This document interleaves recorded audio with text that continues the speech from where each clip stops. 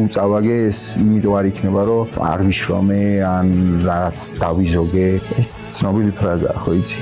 ასე არ აქვს ამდენად ძლიერად შეგიძლია დარტყმის მეყენებაო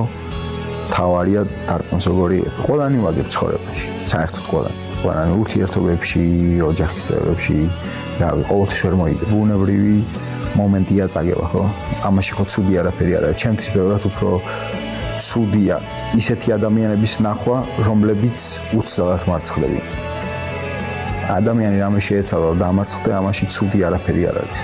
ყველა სხვა გვაქვს ის რომ აი შემეშალოს და აი და რო წავაგო და ის ანუ მაგაზე რატო უნდა ვიფიქრო თუ ჯერ არ მომხდარა ხო მაგიტო ვცდილობ ხოლმე ყოველთვის პოზიტიურად ვიფიქრო თუ ცუდი არის მოსახდენი მოხდება ცუდი ყოველთვის და მაგაშიც ნახავ რაღაც პოზიტიურს